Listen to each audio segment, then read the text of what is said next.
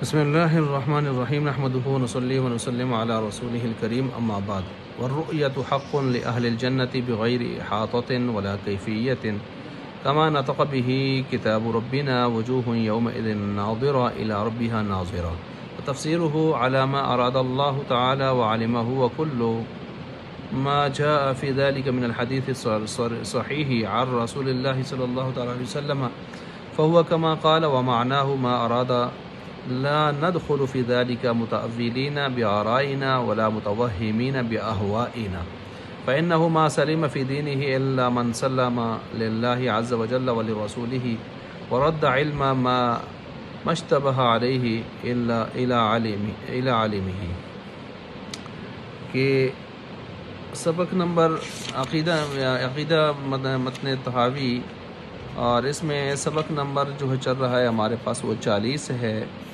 اور عقیدہ نمبر جو ہے وہ 35 چل رہا ہے۔ اس میں دیدار الہی کا عقیدہ بیان کیا گیا ہے کہ آخرت میں اللہ تعالیٰ کا دیدار اہل جنت کو ہوگا، اور والرؤیت حق، یہ دیدار الہی حق ہے اہل جنت کے لیے بغیر احاطۃ، بغیر احاطہ کے، یعنی ایسا نہیں ہے جیسے دنیا میں ہم کسی چیز کو اس کی چاروں سمتوں سے، ہر سمت سے اس کو دیکھ لیتے ہیں، اس کا ایک عکس ہمارے دل اور دماغ میں تصور میں آ جاتا ہے، ایسے نہیں ہے، ہم گیر نہیں سکیں گے۔ اولا کیفیت، نہیں ایسی دنیا میں جیسے کسی چیز کو دیکھتے ہیں تو خاص کیفیت کے ساتھ دیکھتے ہیں، ایسے کیفیت و اعراض وہاں پر پیدا نہیں ہوں گے۔ کما نطق به کتابنا، اس پر کتاب اللہ بھی، جیسے کہ کتاب اللہ میں قرآن کریم میں بھی دلائل موجود ہیں، شواہد موجود ہیں۔ وجوہ یومئذ ناظرہ، کچھ چہرے ہوں گے جو تر و تازہ ہوں گے اس دن، قیامت والے دن، الی ربها ناظرہ، اپنے رب کی طرف دیکھ رہے ہوں گے۔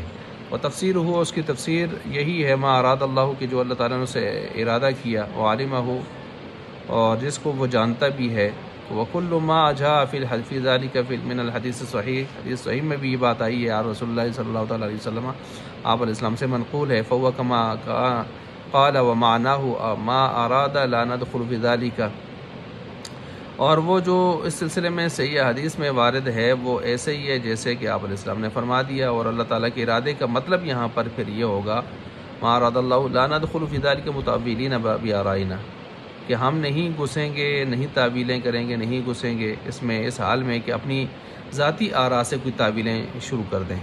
ولا متوہمین بأہوائنا، اور نہ ہم جو ہے نہیں کریں گے اپنی خواہشات کے ساتھ کوئی اس میں توہم والی کوئی ذاتی آراء۔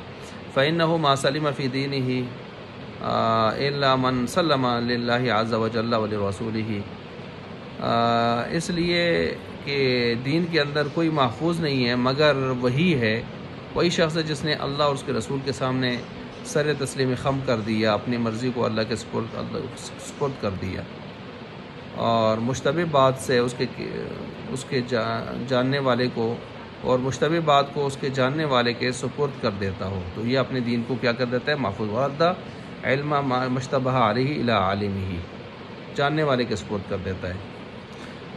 اچھا، اب یہ عقیدہ آپ کے سامنے بیان ہوا ہے، تو اس میں یاد رکھیں دیدار الہی حق ہے۔ دنیا میں اللہ کا دیدار ہو سکتا ہے، کسی کو نہیں ہو سکتا۔ دنیا میں دیدار الہی کسی کو نہیں ہوگا۔ دنیا میں جو انسان کو اللہ تعالیٰ طاقت بساط دی ہے وہ اس کی متحمل نہیں ہے کہ وہ اللہ تعالیٰ کا دیدار کر سکے۔ یہاں تک کہ آپ علیہ السلام نے معراج کی رات اللہ کا دیدار کیا نہیں کیا، تو ہم عائشہ صدیقہ رضی اللہ تعالیٰ عنہ وغیرہ انکار کرتے ہیں کہ اللہ کا دیدار جو ہے آپ علیہ السلام کو نہیں ہوا، اس بات کے وہ قائل ہیں اور پرزور قائل ہیں اس کے۔ تو کچھ روایات دیدار کی ہیں لیکن زیادہ نہیں ہیں۔ اچھا، آخرت میں اللہ تعالیٰ کا دیدار ہوگا۔ اب خواہ میں اللہ تعالیٰ کا دیدار ہو سکتا نہیں ہو سکتا ہے، ممکن ہے، لیکن آخرت میں اللہ تعالیٰ کا دیدار ان آنکھوں کے ساتھ انسان کرے گا، حقیقتاً کرے گا۔ اب معتزلہ اس کے قائل نہیں ہیں، خوارج اور جہمیہ وغیرہ رؤیت باری تعالیٰ کے انکاری ہیں، لیکن قرآن و سنت اس پر، قرآن کریم میں ہے الی ربها ناظرہ، اپنے رب کی طرف وہ چہرے دیکھ رہے ہوں گے۔ دوسری جگہ للذین احسنوا الحسنی وزیادہ،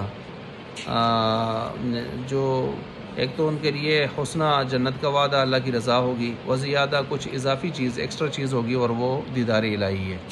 اور اسی طرح بعض جگہوں پر آتا ہے کلا انہم عن ربہم یومئذ لمحجوبون، کچھ لوگوں کو روک دیا جائے گا، یہ کس سے روکے جائیں گے؟ یہ نعمتوں سے، باقی اللہ، اور انہی میں سے جو ہے ایک یہ ہے کہ اللہ کی دیدار سے بھی روک دیے جائیں گے۔ تو اس سے پتہ چلا کہ اللہ تعالیٰ کا دیدار ہوگا۔ قرآن کریم کی متعدد آیات اس پر ہیں۔ حدیث میں بھی ہیں کہ آپ علیہ السلام سے پوچھا تھا صحابہ نے کہ جب اگلے دیکھیں گے پچھلوں کے لیے رکاوٹ ہوگی تو پھر یہ کیسے ہو سکتا ہے؟ تو آپ علیہ السلام نے 14ویں کے چاند کے ساتھ تشبیہ دی کہ 14ویں کے چاند دیکھتے ہوئے آپ جیسے لوگوں کو کوئی مسئلہ نہیں ہوتا پچھلوں کو اگلوں سے، ایسے یہاں بھی نہیں ہوگا۔ اور ایک اگر تشبیہ جو ہے آئی ہوئی ہے وہ سورج کے ساتھ، انکم ترون ربکم عیانا کما ترون الشمس فی الظہیرۃ لیس دونہا سحاب، تو سورج کو جیسے دیکھتے ہیں سارے ہی بیک وقت دیکھتے ہیں، کوئی مسئلہ نہیں ہوتا، ایسے ہی اللہ تعالیٰ کو دیکھنے میں کوئی مسئلہ نہیں ہوگا۔ تو یہ قرآن و حدیث سے جو ثابت ہے۔ اچھا یاد رکھیں، ہر محب چاہتا ہے کہ اپنے محبوب کا دیدار کرے، تو یہ ساری دنیا کے جتنے بھی اللہ کو ماننے والے ہیں ان کا دل چاہتا ہے کہ اپنے رب کا دیدار کریں۔ تو یہ خواہش تب پیدا ہوتی ہے امکان ہے، تو جو چیز ممکن نہ ہو اس کی خواہش بھی نہیں ہوتی۔ مثلا کوئی آدمی یہ کہے جی میں ساری دنیا کا بادشاہ بن جاؤں، یہ ممکن نظر نہیں آتا، اس کی خواہش بھی پیدا نہیں ہوتی۔ کوئی یہ کہے جی میں ناظم بن جاؤں، منسٹر بن جاؤں اپنے ملک کے اندر، تو یہ خواہش کبھی پیدا ہو بھی جائے تو ہو سکتی ہے، کیونکہ یہ ممکن ہے کہ وہ بن سکے کوشش کر کے۔ تو جو چیز ممکن نہ ہو اس کی خواہش بھی پیدا نہیں ہوتی۔ اپنے محبوب حقیقی کے دیدار کی خواہش ہر مسلمان، ہر محب کے دل میں پیدا ہوتی ہے۔ تو جب پیدا ہوتی ہے تو یہ امکانی درجہ ہو گیا، اور امکانی ہوا تو قرآن و سنت اس پر شاہد بھی ہیں، تو لہٰذا دلائل بھی سامنے آ گئے۔ تو اب کیسے کوئی کہہ سکتا ہے کہ اللہ تعالیٰ کا دیدار نہیں ہوگا؟ یہ تو ہو گیا مسئلہ اس لحاظ سے دلائل کی روح سے۔ اب کچھ لوگ خواہ اس کا انکار کرتے ہیں، وہ کہتے ہیں جی اللہ تعالیٰ کا دیدار کیسے ہو سکتا ہے؟ ٹھیک ہے جی، دیدار ہونے کے لیے تو مادی اور چیز ہونی چاہیے، جسم ہونا چاہیے، تو اللہ تعالیٰ کے لیے پہلے جسم ماننا پڑے گا۔ تو ایک تو یہ ڈکوسلا بنا دیا انہوں نے۔ تو جواب یہ ہے کہ بھائی اگر عقلی اعتبار سے ہی دیکھیں تو رنگت کو آپ دیکھتے ہیں، رنگت کا تو اپنا جسم کوئی نہیں ہوتا، وہ عارض ہوتا ہے، جوہر نہیں ہوتا، لیکن رنگت کو آپ دیکھتے ہیں، رنگت، اور وہ رنگت جسم کی صورت میں نہیں ہوتی، لیکن اس کے باوجود آپ رنگت کو مانتے ہیں اور دیکھتے ہیں۔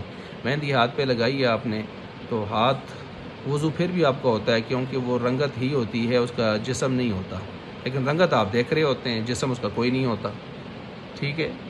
اچھا اسی طرح کہتے ہیں کہ قرآن کریم میں ہے لا تدرکہ الابصار وہو یدرک الابصار، اس کو آنکھیں دیکھ نہیں سکتی اور وہ دیکھ سکتا ہے سب کو۔ تو اس کا جواب ایک تو یہ ہے کہ بھئی یہاں سے احاطہ کی نفی ہوئی ہے کہ آنکھیں اس کو اس طور پر نہیں دیکھ سکتی کہ وہ اس کا مکمل احاطہ کر لیں، ایسے نہیں ہو سکتا، وہ ہم نے عقیدے کے اندر ہی بتا دیا ہے۔ اور دوسرا یہ ہے کہ یہاں آنکھیں اس کو دنیا میں نہیں دیکھ سکتی، آخرت کی نفی کہاں ہوئی ہے؟ آخرت کے بارے میں تو دوسری نصوص ہمارے پاس موجود ہے۔ اچھا پھر ایک دلیل انہوں نے دی کہ انہوں نے کہا جی لن ترانی، موسیٰ علیہ السلام کو اللہ تعالیٰ نے فرما دیا کہ آپ مجھے ہرگز نہیں دیکھ سکتے۔ تو جواب یہ ہے کہ بھائی وہاں نہیں دیکھ سکتے کا مطلب دنیا کے اعتبار سے نہیں دیکھ سکتے، آخرت کی نفی کہاں ہوئی ہے؟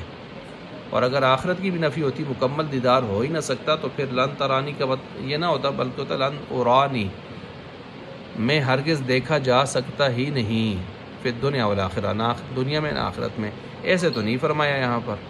لہٰذا یہ دلیل آپ کی کوئی دلیل نہیں بنتی، اور امکانی درجہ موجود ہے، اوپر سے نص کا درجہ بھی آ گیا ہے۔